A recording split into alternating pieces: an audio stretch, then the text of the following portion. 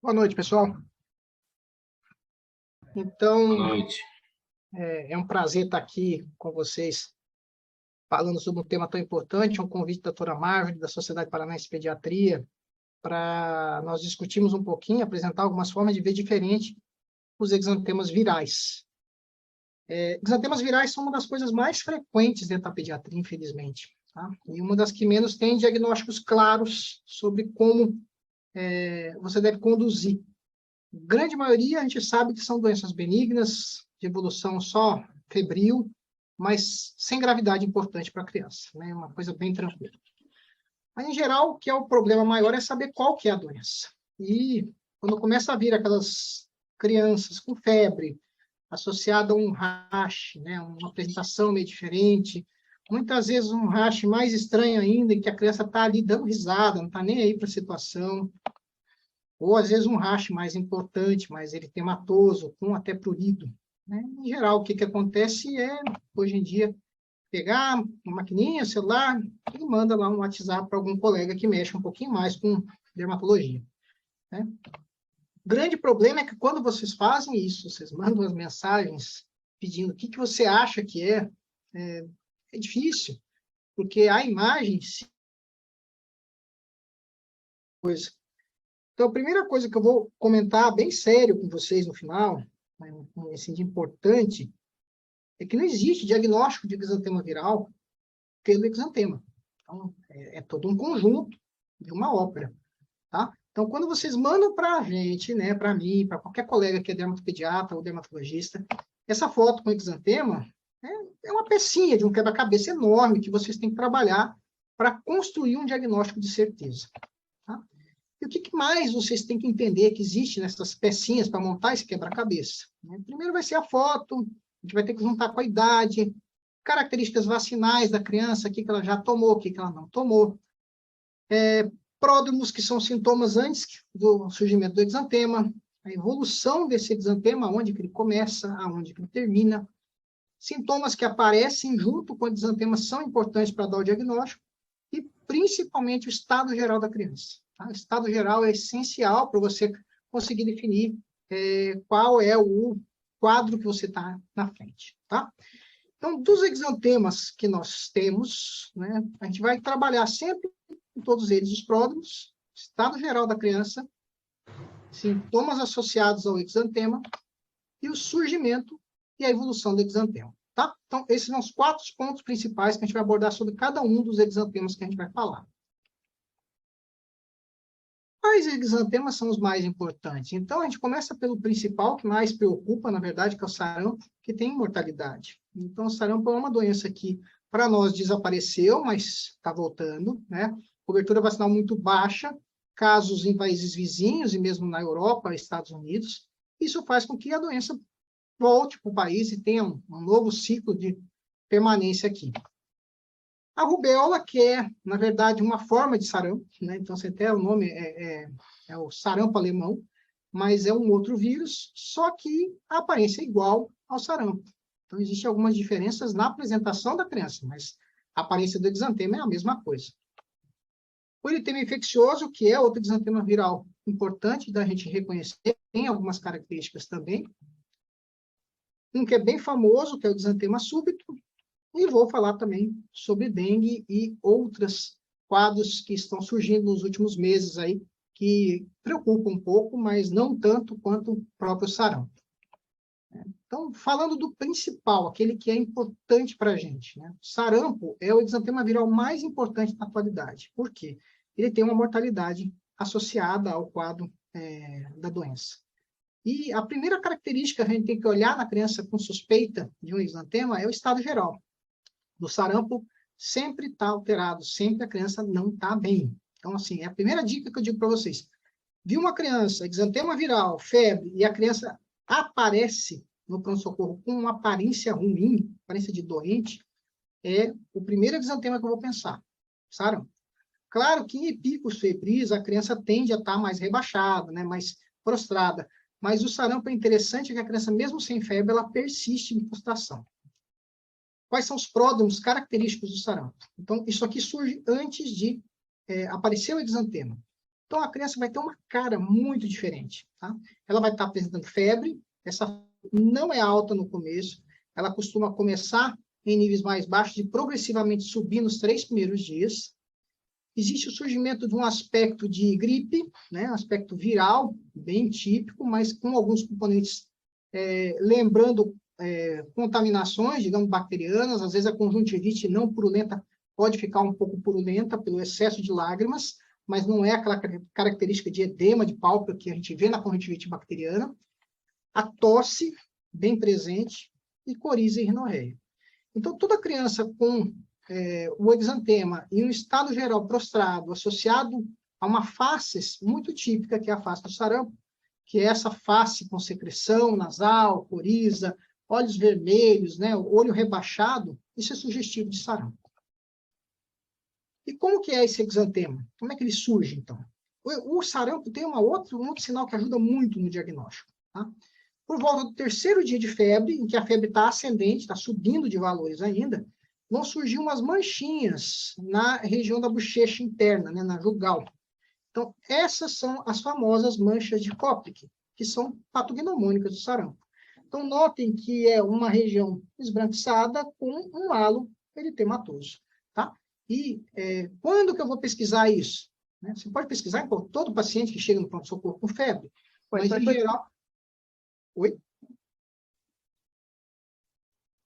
Em geral, a gente só vai pesquisar, né, procurar isso aqui, criança prostrada, com febre e cara de aspecto sarampento, né? Secreção nasal, secreção ocular, né? Olho vermelho e tudo mais, para a gente pensar que possa ser realmente um sarampo. Como que evolui esse exantema? Então, no 4º dia, depois que desapareceu praticamente todas as manchas de Koplik, vai aparecer um exantema bem típico do sarampo, que começa na região retroauricular e vai se espalhar pelo resto do corpo. Tá? Então, sempre de trás da orelha para o restante do corpo. E vem aquele exantema lindo que é típico do sarampo, em que você vê bolinhas vermelhas, que são as pápulas, associado a manchinhas vermelhas, que são as manchas, que vem o nome do exantema máculo-papular. Tá? Então, é um vermelho com pápulas e máculas.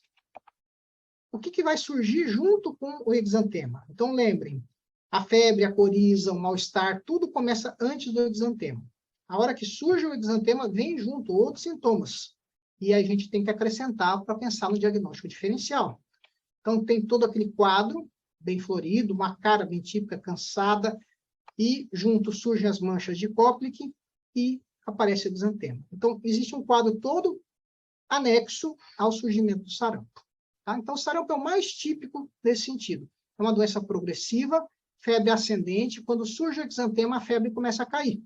Mas ela não vai desaparecer junto com a febre. Então, assim, começou a cair a febre, surge o exantema, mas não desaparece como no exantema súbito. Ela persiste mais um tempo depois do surgimento do exantema. Então, esse quadro aqui é muito interessante. Então, isso aqui mostra a distribuição dos sintomas do sarampo. Então, vamos colocar o que acontece na prática. Começa um quadro febril, que vai progressivamente subindo a temperatura, e quando surge o exantema, a temperatura começa a cair. A persistência da febre depois do 7º dia é sugestiva de complicação do sarampo, e aí tem que ser feita uma intervenção em cima, porque as complicações mais graves do sarampo são principalmente a pneumonia. As manchas de Koplik surgem um dia, em média, antes do exantema, então ela não surge no início, ela surge no meio do caminho, e logo que aparece o exantema, ela desaparece também. Por isso que é tão difícil dela ser visualizada. A conjuntivite e a coriza desde o início, e a tosse é um sintoma persistente que pode durar mais tempo do que a própria doença. Tá? Então, é um quadro viral mais típico, bem elucidado, bem descrito.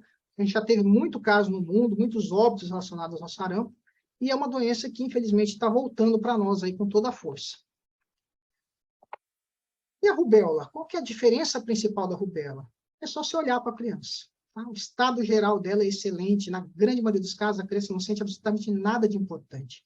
É uma criança que está febril, mas não é aquele quadro importante como num sarampo, em que mesmo sem febre a criança fica prostrada. Algumas vezes até com febre ela fica bem. Então, quais são os sintomas típicos que aparecem antes do exantema da rubéola.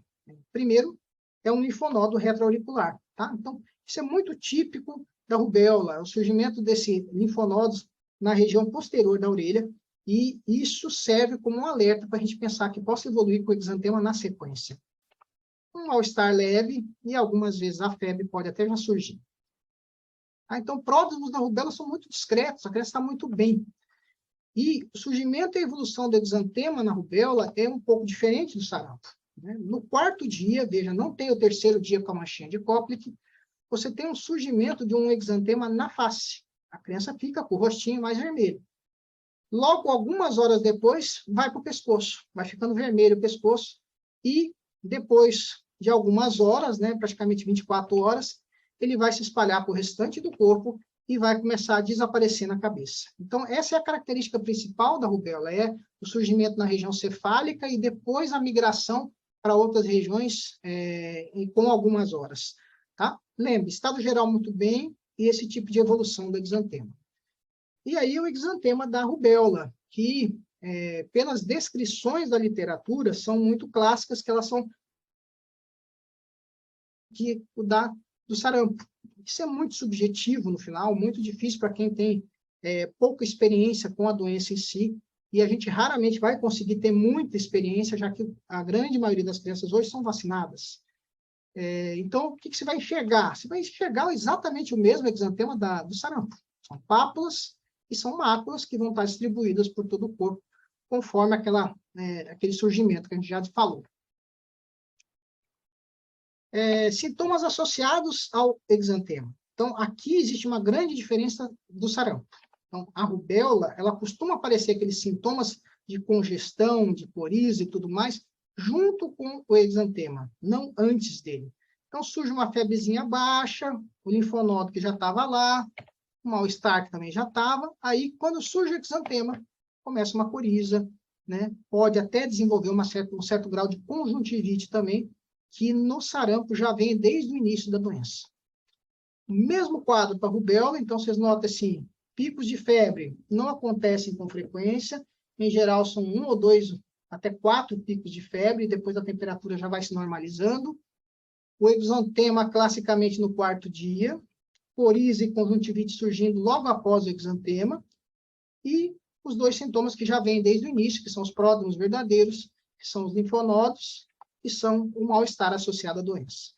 Então, é uma doença bem simples, de baixíssimo risco, não tem associação importante com nada de gravidade em criança, mas que é importante no sentido da rubéola congênita, que a gente já está há tanto tempo livre dessa doença aí, que com certeza seria muito bom a gente ficar livre dela de qualquer jeito. A terceira doença que eu queria discutir com vocês seria o eritema infeccioso. É outra doença que chama atenção pelo estado geral. A grande maioria das vezes, a criança não tem absolutamente nada, não se percebe um pródromo de verdade nessa criança. Tá? Então, aqui é um exantema que surge de repente, mas a criança já está doente um pouco antes do surgimento desse exantema, só que não apresenta sintomas que sejam dignos da criança comentar. Então, pode ser que tenha um pequeno mal-estar, alguma coisa diferente, e a criança nem acaba comentando sobre isso. Tá? Então, olhando para a criança com suspeita de eritema infeccioso antes do exantema, eu não acho nada, eu não enxergo nada, eu não consigo identificar aquilo ali como sugestivo de um eritema infeccioso. Não tem pródromo, estado geral bom. Doutor. Oi, fale, Rafael. Licença. Eu estava lendo nos livros, diz que uma das primeiras, que uma facilidade de descobrir um pouco do eritema é aquela face esbofetada. Eu vou comentar sobre isso aí. Ah, tá. Então, o surgimento e a evolução do exantema é sobre justamente esse aspecto aí do exantema. Então, não tem pródromo, vai de repente surgir um exantema. Esse exantema é tipicamente iniciado pela face na região malar. Então, assim, você tem esse aspectozinho de 2 bochechas avermelhadas e que a gente chama de face esbofeteada, como se tivesse dado 2 tapas na cara da criança, um de cada lado, bem certinho. Tá?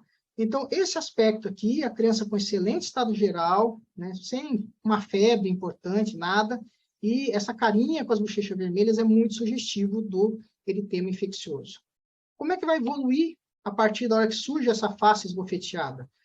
Vão começar a surgir lesões bem típicas do eritema infeccioso, que são serpentiformes. tá? Então, são uma distribuição principalmente em membros, mas pode surgir em tronco também. E a distribuição maculopapular também pode surgir, tá? Então, note aqui essa foto desse cidadão mal da doença, né? Vocês notem que a cara dele é de uma pessoa que está sofrendo com aquele vermelhinho ali, e esse aspecto rendilhado, meio serpentiforme, como se tivesse desenhado nos braços, nas pernas de uma criança afetada pela doença. Tá? Então, uma doença benigna, mas que tem risco pelo vírus que causa ela, que é o parvovírus. Então, algumas crianças podem ter quadros mais graves, principalmente crianças que tenham anemias hemolíticas. E o que mais que eu tenho que saber que pode surgir junto com o exantema, que é importante? Então, tem esse exantema típico, maculopapular, algumas vezes serpentiforme. Junto com o exantema podem surgir alguns sinais inespecíficos, algumas crianças relatam sintomas de dor articular, a mesma até inchaço da articulação, como artrites, e as crianças que têm anemias hemolíticas podem desencadear uma crise relacionada à presença do parvovírus, tá? Então, pode provocar uma anemia bem importante em crianças que têm já alguma anemia hemolítica como histórico. O exantema súbito é um bem interessante, um típico, digamos assim, do dia a dia do pediatra.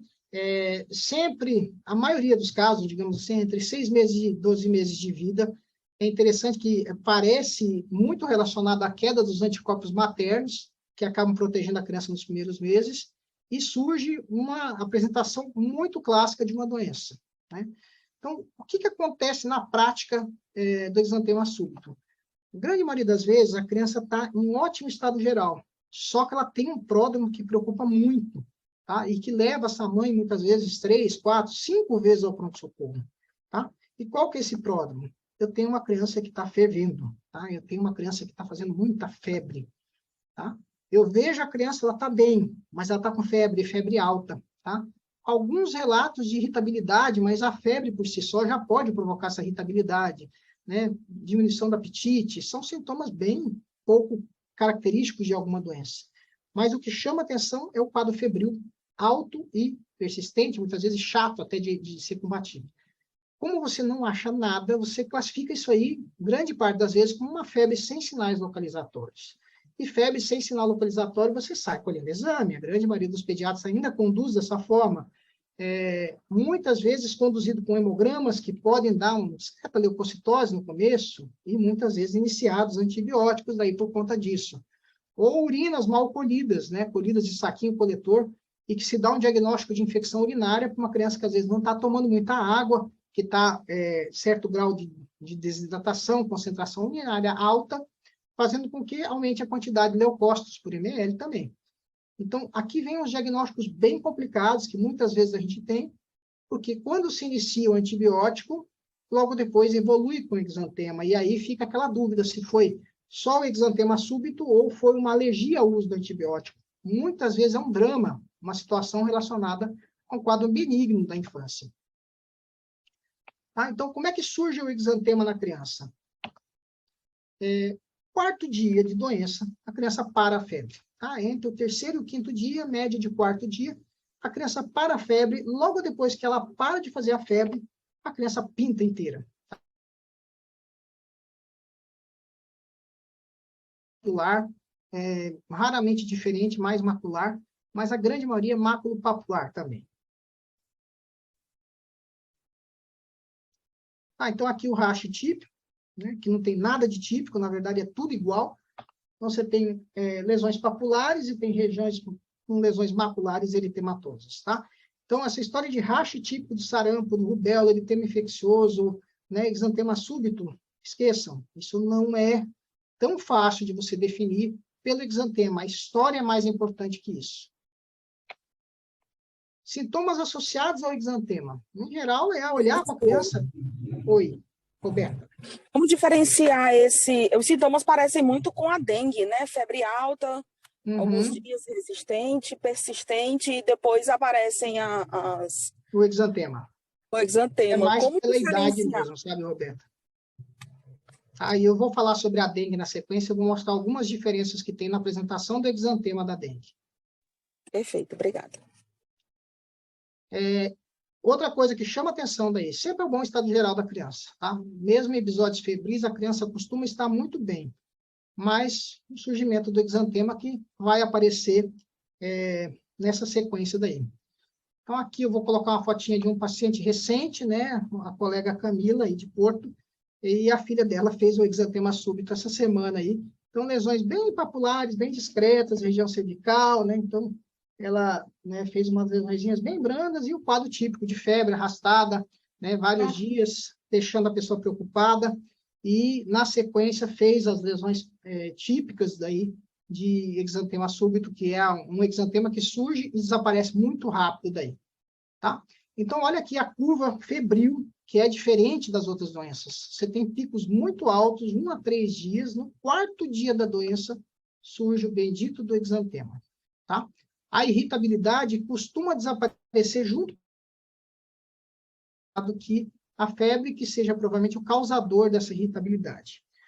Um dado importante com relação ao exantema súbito, que é causado pelo herpes do tipo 6, é que tem associações fortes com convulsões. Então, fica na dúvida, na verdade, a existência, né, a possibilidade de ocorrer uma forma leve, uma meningoencefalite leve, nesses casos de exantema súbito. Quadros que não necessitam de tratamento, em geral, a gente não costuma fazer medicações, né, antivirais para o grupo herpes relacionados ao exantema súbito. E, por último, que eu queria comentar com vocês aqui, com os mais importantes, seria a dengue, né? A dengue é um quadro de uma arbovirose e que a apresentação da dengue é um pouco complicada, porque você tem crianças que não apresentam nada praticamente, e tem crianças que ficam extremamente prostradas associadas ao acontecimento da dengue. Então, crianças com bom estado geral é mais difícil de separar de um exantema súbito. Crianças com mau estado geral, que estão prostradas, que estão com muita dor, elas já entram, né, com o diagnóstico principal como dengue mesmo, tá? Questão de idade, exantema súbito raramente acontece em idades maiores de 1 ano. Então, crianças que têm 2, 3 anos em diante, a chance de uma febre alta, né, com surgimento de exantema na sequência, é realmente de uma dengue, tá? E quais são os pródromos que surgem na dengue em si? É interessante que um dos pródromos citados por alguns artigos é um exantema, né? Parece meio esquisito. Surge um exantema na região aparentemente cervical e torácica anterior que rapidamente desaparece. Eu nunca vi, tá? Já vi descrição disso, mas eu nunca peguei nenhum paciente com um quadro de dengue que a gente pensou em dengue por causa desse exantema em região cervical, em região torácica anterior, tá? Mais importante de pródromo, além do exantema, a febre, que costuma ser alta, e o dado mais relevante para você pensar em dengue na prática clínica é a dor retroorbitária, tá? É uma cefaleia importante que a pessoa queixa que está doendo atrás dos olhos. É interessante que mesmo crianças pequenas fazem essa referência assim que conseguem ter algum grau de localização. Junto com a dengue, costuma vir um quadro de mialgia bem importante, né? Algumas vezes é colhido até por alguns colegas o CPK, né? Exame para avaliar a lesão muscular, e a gente observa realmente que a dengue, alguns pacientes fazem elevações de CPK bem importante, né? Com 3, 4, às vezes 5.000 de CPK, relacionado ao episódio agudo de dengue. Dor de cabeça, além da dor retroorbitária, é super frequente, e alguns casos surgem com artralgia, que às vezes é debilitante também, tá?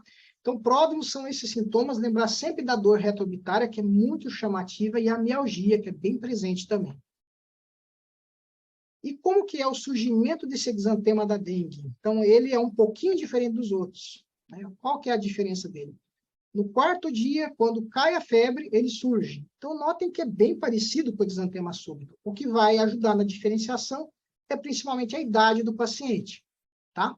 Mas existe uma outra característica do exantema da dengue. Ele é um exantema provocado por uma lesão em células de defesa da pele, mastócitos principalmente, que são responsáveis pela liberação principalmente de histamina.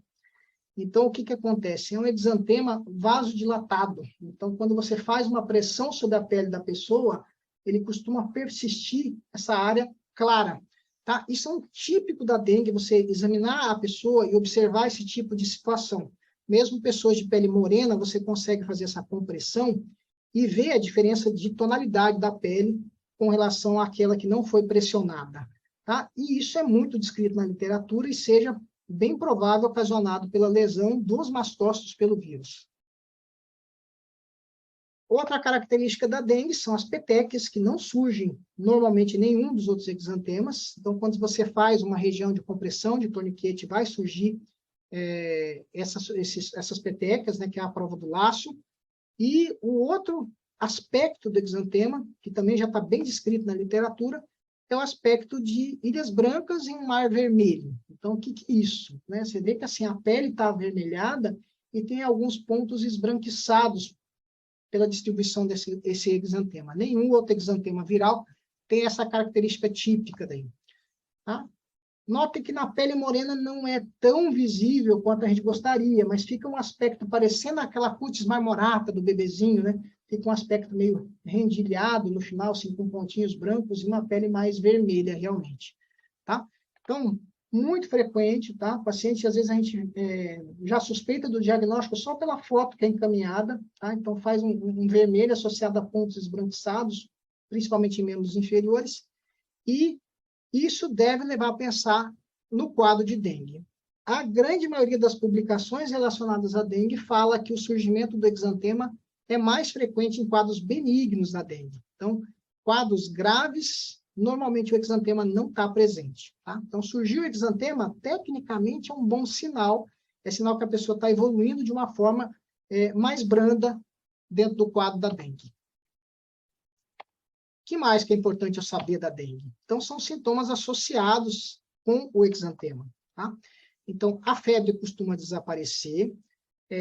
No surgimento do exantema, podem acontecer pequenas hemorragias conjuntivais, que são justamente nesse momento da defervescência, da queda da febre, que você vai ter queda de plaqueta e hemoconcentração. Tá? Então, as plaquetas vão cair, vai ter hemorragia conjuntival, com uma suspeita também, petequias pelo corpo, algumas vezes até gengivorragia, e já fica aquela grande pergunta se não tem sinal de choque, não tem sinal de dengue hemorrágica, que aqui é importante você perguntar, principalmente a questão de dor abdominal associado ao terceiro ou quarto dia de dengue, é de extrema importância fazer hidratação, tá? Hidratação venosa, nesses casos, sem dúvida nenhuma. Aqui é uma nova imagem da filha da Camila, né? Vocês notam que a filha da Camila é um compêndio de dermatologia, e ela fez um quadro de dengue que a gente internou, e ela fez o rash típico. Não apareceu aqui. Então, você faz a pressão sobre a pele, e na hora que você solta, ela demora para retornar, como se fosse uma alteração de perfusão. Algumas crianças, a perfusão, né, assim, esse retorno da vascularização, quando você faz a pressão, leva 8 segundos, 9 segundos. Nem em crianças com choques sépticos demora tanto tempo, às vezes. Tá? Mas é interessante que são regiões, tipo braços, o peito, e que fazem essa apresentação bem típica da dengue, daí, que é esse retorno da vasculatura. Quando a pele está vermelha, se aperta, ela demora para voltar a ficar vermelha daí. Então, conversamos sobre essas 5 principais. Temos que lembrar hoje em dia que tem esse bendito cujo aqui que atrapalha a nossa vida, e ele tem algumas lesões exantemáticas também. Tá? Então, o Covid-19 foi uma doença que realmente mudou muito o que a gente pensa sobre várias outras doenças. Ele tem algumas apresentações maculopapulares também, então isso aqui são fotos de publicações, né? Então vários rachis um pouco mais disseminados, outros mais discretos, alguns rachis até um pouco urticariformes. Existem apresentações que são formato muito parecido com doenças como mão-pé-boca, como varicela, como herpes, tá? Então, as características de surgimento de exantema. Então, qualquer lesão de pele, tecnicamente, você pode colocar como diagnóstico diferencial o COVID, né? Então, as descrições de surgimento de lesões semelhantes ao herpes, né? Lesões parecendo varicela, muitas vezes. E uma que surgiu muito em crianças, né? E alguns adultos, eu também peguei alguns adultos com essas, são os eritema pernio-like, que eles costumam surgir em regiões frias, né? A região de Palmas aqui é extremamente quente, e a gente começou a ver paciente fazendo isso aqui. Tá? Então, fica esse aspecto roxeado aqui nos dedos, que é mais comum realmente das regiões de frio do Brasil, na região sul e sudeste, e surgem essas lesões avermelhadas quando a pessoa fica com os membros frios, né? E outras fizeram lesões eritema-tupérnio-like, que a gente chama, que ulceravam, né? Muitas vezes tratadas com antibióticos tópicos durante semanas, sem benefício nenhum para melhora. Então, essas lesões ulceradas aqui, elas demoravam bastante para desaparecer. Tá? Então, são lesões que são do COVID, mas que a gente tem que lembrar como diagnóstico diferencial até das outras doenças que a gente tem.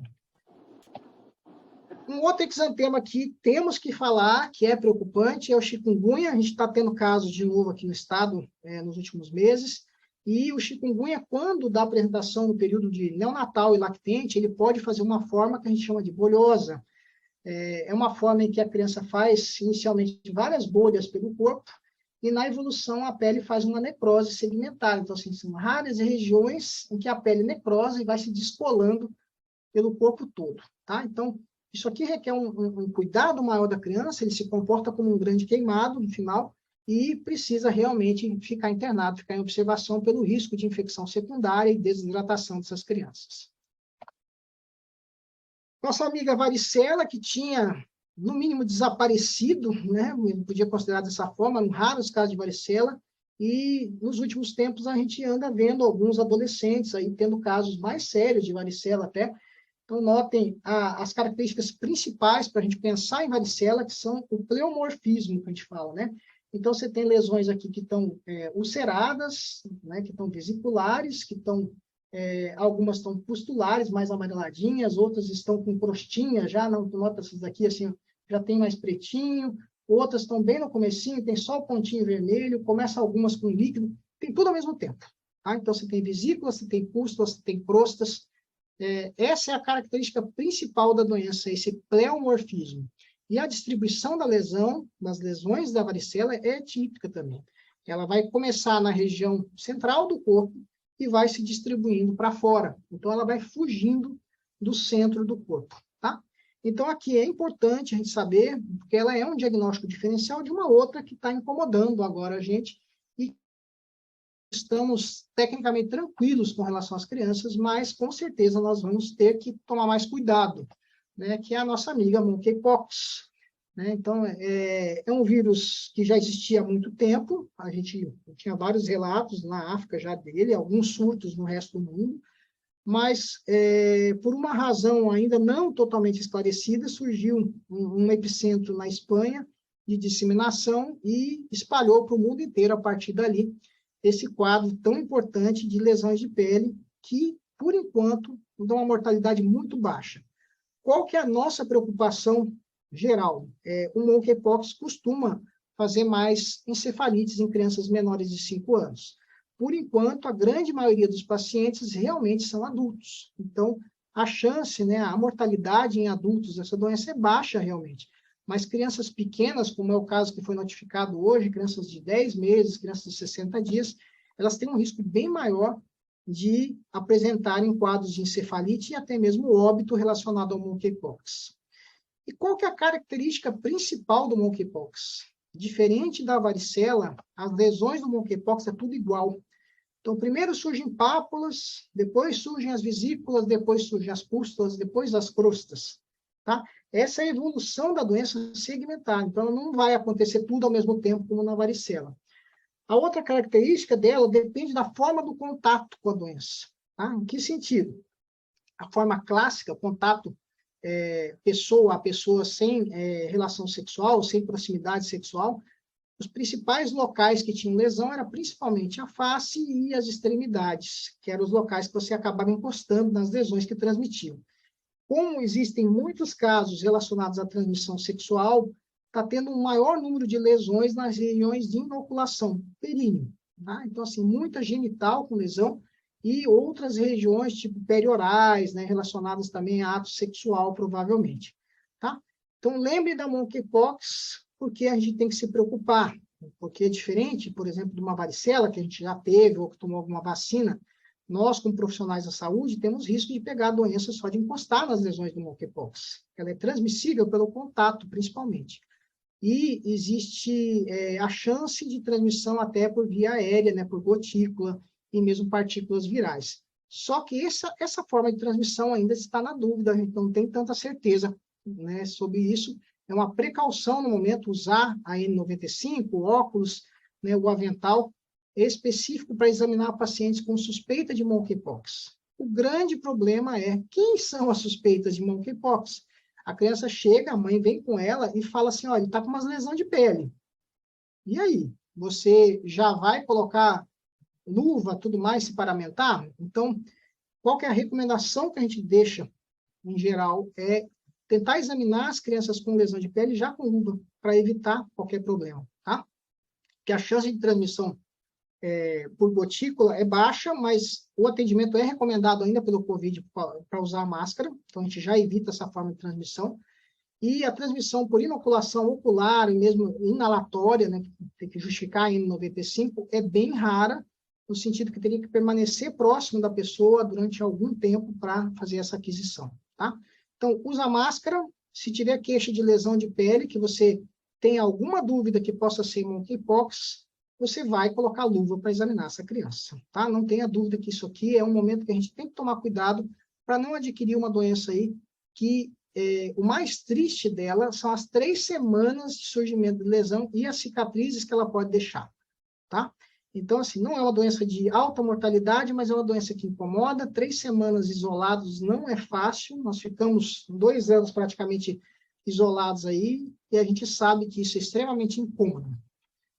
E de alguns dias para cá, a gente começou uma bagunça aí que veio da internet, que foi a tal da febre do tomate, né? Então, a febre do tomate, ou gripe do tomate, veio de uma descrição, no mínimo, irresponsável, de uma revista considerada boa da medicina, que é o Lancet, sem descrição de qual vírus era, sem nenhuma foto demonstrando como eram as lesões, só referindo que a Índia estava tendo um surto de uma doença nova e que não tinha documentação sobre qual vírus era, nem situação nenhuma, tá? E aí, logo depois que saiu essa publicação do Lancet, que é, no mínimo, vergonhosa, a gente viu uma publicação do Journal Infectious Disease mostrando 2 casos da febre ou gripe do tomate, em que eles fizeram tipagem viral e era um Coxsackie A16. Tá? Então, nada mais é do que um mão-pé-boca isso. Tá? Então, é uma apresentação atípica do mão-pé-boca, e essas apresentações atípicas já eram descritas há muito tempo, não tem nada de novidade com relação a isso aí. Então, notem aqui ó, essas publicações de 2013, 2017, mostrando lesões atípicas que predominam em regiões flexurais, né, em joelhos, ocupando o tronco inteiro, e são do mão-pé-boca. Essa outra descrição aqui, que faz o que o pessoal chamou de tomate, né, faz uma lesão grande relacionada ao mão-pé-boca também. Então, lesões vesiculares maiores, principalmente de extremidades, mão-pé-boca. Tá? Então, não é uma doença nova, na verdade, isso aqui é uma doença que a gente já conhece bastante. A gente, antes de começar a pandemia, em 2019, já estava tendo vários casos no Brasil, já tinha aumentado muito o número de novos casos, e eu mesmo atendi, né, acompanhei uma criança que fez um quadro mais grave de mão-pé-boca e que ficou com aspecto realmente de tomate, né, vamos dizer assim. A gente já atendeu essa doença, então, aqui no Brasil. Tá? Então, ficou com esse aspecto avermelhado, cheio de bolhas para tudo quanto é lado, né? Uma criança que ficou internada durante alguns dias aí pelo quadro com alta severidade, e outros pacientes que surgiram também, né? Então, várias lesões, né, com aspecto descrito de tomate, e isso é muito comum no pé-boca, vários encaminhamentos de colegas aqui mostrando fotos de paciente com lesões com esse aspecto nos últimos 3 anos aí surgiram, tá? Então, lesões vesiculares grandes nas regiões de joelhos, cotovelos, ou lesões vesiculares que se tornam bolhas hemorrágicas rapidamente, são típicas também do mão-pé-boca, tá? Então, são chamadas apresentações não tão comuns do mão-pé-boca e podem ser mais graves no sentido de provocar sintomas sistêmicos mais duradouros e mesmo queda de unha, descamação muito importante do mão e pé, que é bem frequente nessas formas mais graves, digamos assim, do mão-pé-boca.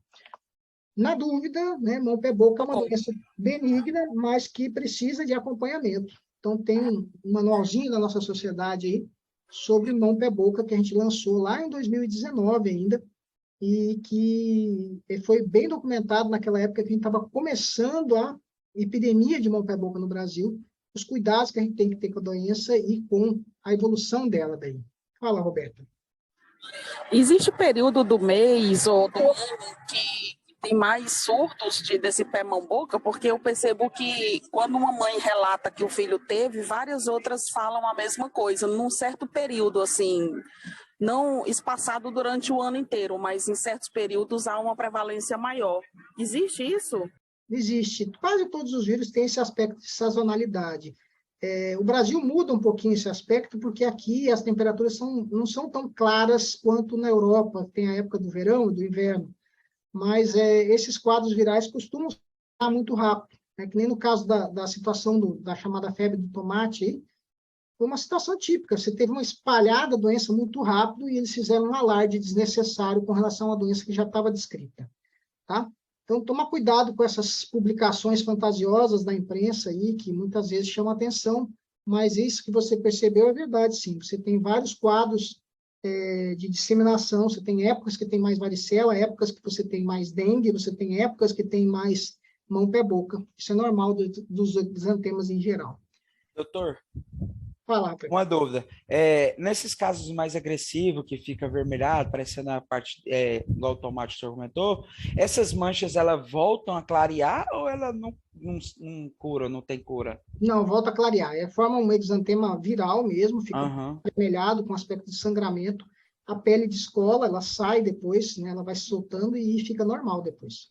Então não vai ficar evidências, no caso, então. Não. Depois de algumas semanas não fica mais nada evidente. Não, então tá bom, então muito obrigado.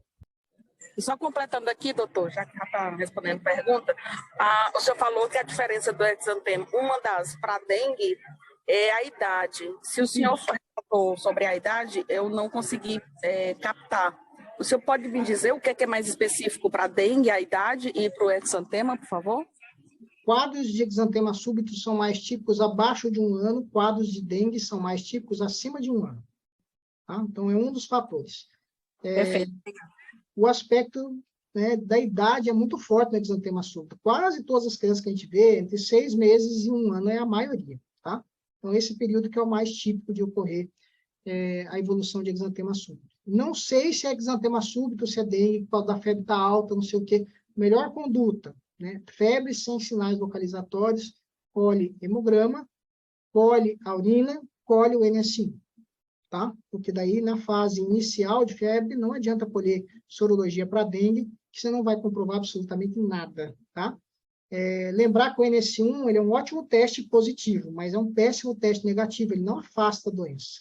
Então, muitas vezes, a gente tem que acompanhar essas crianças para definir o diagnóstico dela, mesmo com o surgimento clássico do exantema depois do desaparecimento da febre, tá? Porque aí, às vezes, vale a pena colher um segundo hemograma para ver se não teve hemoconcentração, queda de plaqueta, que é típico do vírus da dengue, né? O vírus do exantema súbito não faz esse tipo de coisa. Que mais, gente? Então, é importante, assim, saber que existem outros exantemas, não são só outros, são milhares de outros. Quase todos os vírus têm alguma forma de exantema. Então, vários deles não têm nada de típico, alguns têm um pouco mais típico, tipo herpes, o molusco contagioso, tem um aspecto de exantema, algumas vezes em volta das lesões do molusco. A ptiríase rosa de Gilbert, que está meio na dúvida o que é que causa ela, se é vírus ou não. A doença de Kawasaki está no mesmo caminho. Existem alguns relatos de associação com o vírus herpes também, mas não está bem claro ainda se é só uma reativação do vírus ou se é realmente o vírus o causador da doença em si. Tá? Vou chamar a atenção para vocês de uma característica dos vírus, que são os chamados R0, né, a taxa de transmissão deles. Normalmente, esses vírus têm taxas de transmissão pelo menos 2, para eles se manterem ativos. Né? O Covid está um pouco mais alto agora por causa da Omicron.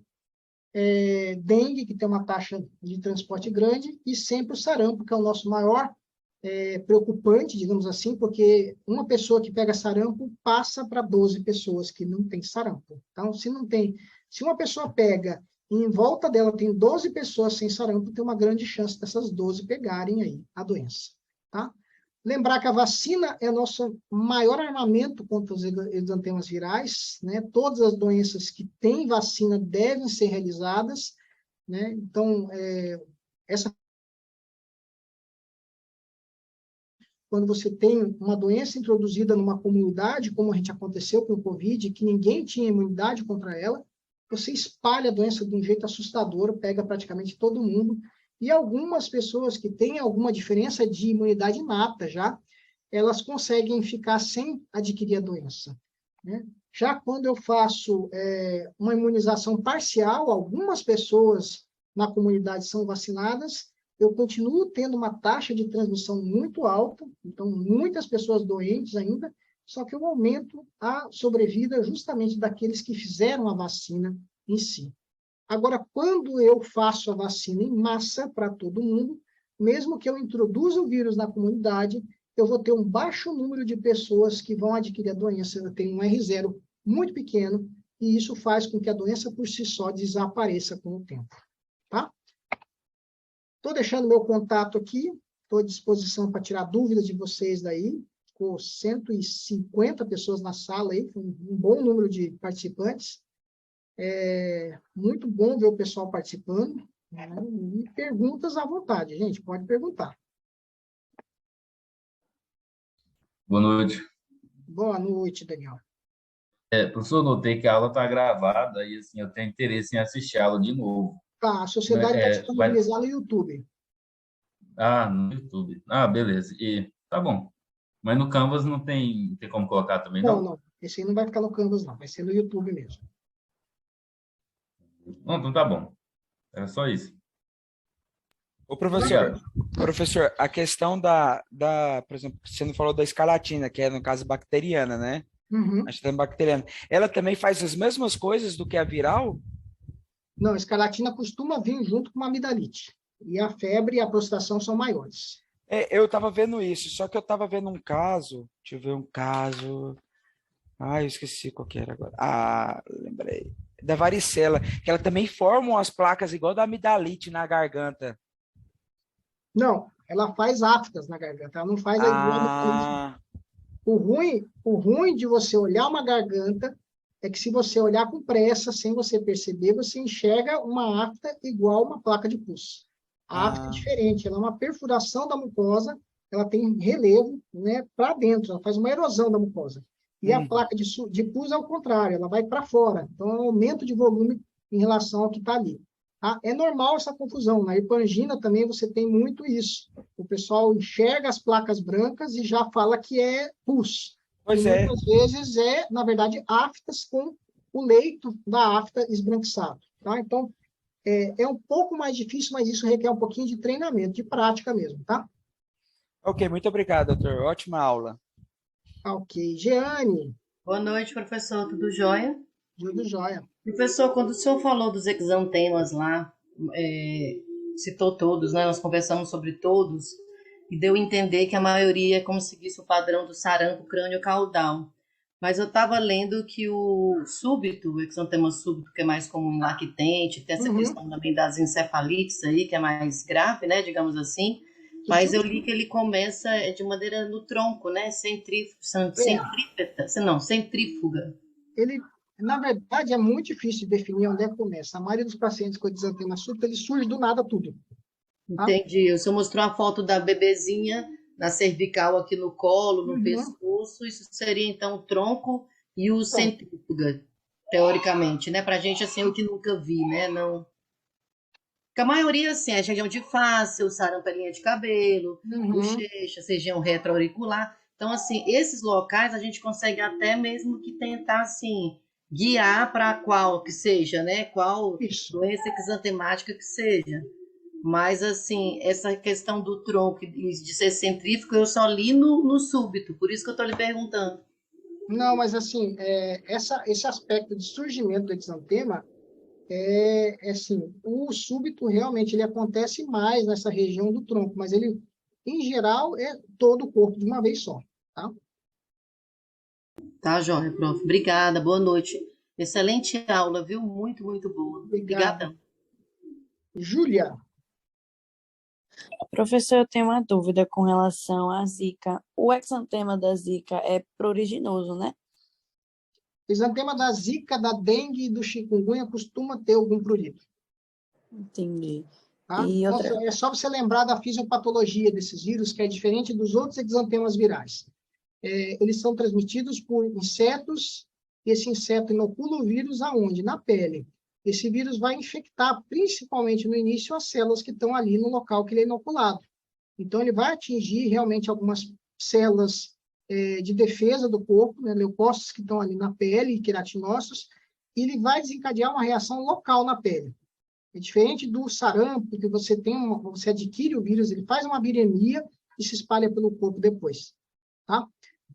O aspecto da dengue e das arboviroses em geral é a presença realmente do prurido, que é frequente mesmo, tá? certo. E outra dúvida rapidinho com relação às de notificação compulsória, que seria sarampo, rubéola e tem outra mais? Sarampo, rubéola, dengue, eu acho que também entra na notificação em alguns estados, se eu não me engano. Que eu lembro, por enquanto, acho que é isso. Monte-boca não é obrigatório notificar, né? Eu até, na época que a gente começou a ter mais casos, até solicitei que fosse de notificação, mas o pessoal não quis entrar com notificação para ele. Uhum. Tá bom, obrigada. Giovana, Professor, o senhor falou que os exantemas não tem como eu diferenciar eles só olhando, né? só a foto não tem jeito. Mas tem aquela diferenciação também que eu posso falar em mobiliforme, escalatiforme. Como que é essa diferenciação? O termo morbiliforme quer dizer igual ao sarampo, tá? Então, ele é maculopapular. Escarlatiforme é um exantema mais papular, com aspecto de lixa quando você passa a mão. Ele é áspera a pele. Tá? Então, assim, ele não tem tanto... Ele é vermelho, mas ele é mais papular. Daí tem mais pápulas que coçam, né, que você passa a mão e sente com aspecto de lixa quando você faz isso. Entendi. Aí quando eu for discorrer sobre ele, eu tenho que falar que ele seria mobiliforme, se for do sarampo. O sarampo, a rubéola, todos os exantemas, dá para a gente dizer que é maculopapular e que isso acaba sendo morbiliforme de qualquer jeito. Mas é mais típico do sarampo, né? É o que foi descrito originalmente, o nome da doença é exantema do sarampo, né? Ok. Obrigada. Quem mais? Doutor, boa noite. Qual é a conduta prática para vocês que estão no consultório do manejo do sarampo e da rubéola? Quando aparece uma criança com os quadros? Olha, em geral, assim, rubéola e sarampo em criança a gente não está tendo, tá? Qual que é o sentido disso? A gente está vacinando as crianças bem até, sabe? A gente está tendo muita falha na questão do adolescente e criança maior, então os casos que estão acontecendo são mais nessa faixa etária. Rubéola não tem perigo para criança grande, para adulto, né? Então é um quadro considerado extremamente benigno, sem problema nenhum. Sarampo tem um maior risco realmente de mortalidade, mas não foi o que a gente observou nos últimos casos que aconteceram aqui no Brasil. Então, assim, a gente não teve notificação de caso de óbito, que eu tenha conhecimento, pelo menos nenhum caso de óbito relacionado à ocorrência do sarampo, mesmo a gente tendo tido vários casos da doença aqui no país, tá? Então, assim, existe a notificação compulsória, mas a conduta no consultório é você avaliar a criança e pensar no diagnóstico, e aí você encaminhar para colher exames com a notificação, tá? Então, assim, na suspeita... De tratamento, no caso. Tratamento é uma coisa que antivirais para sarampo, rubéola, essas coisas não tem, tá? Isso aí é bem duvidoso se tem algum valor. Antigamente, a gente fazia vitamina A para o sarampo, tem algumas recomendações da OMS fazer vitamina D, umas altas doses, assim, bem altas mesmo, mais de 100 mil unidades por 2 dias, que aparentemente diminui o número de complicações, mas são vitaminas. Em geral, o prognóstico, assim, digamos assim, a chance disso realmente ter algum benefício não é tão grande, não, tá? A pergunta é justamente por isso, doutor, porque quando eu fui estudar, não tinha nada específico, assim, para um manejo direto. É só isolar o paciente. Obrigada.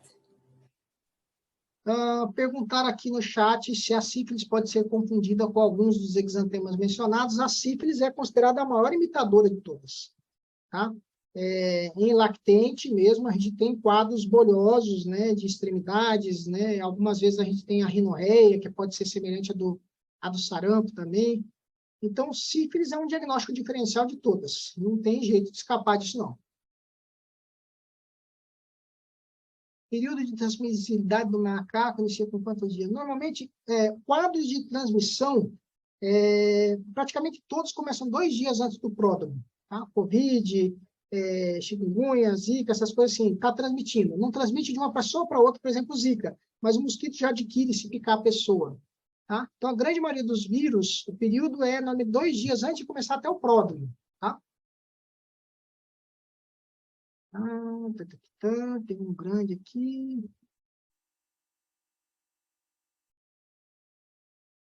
Assim, a questão de sarampo no adulto, existe risco de complicação. É bem menor mesmo. Tá? Tanto é que a gente teve vários casos aí, não teve nenhum grave. Mais alguém?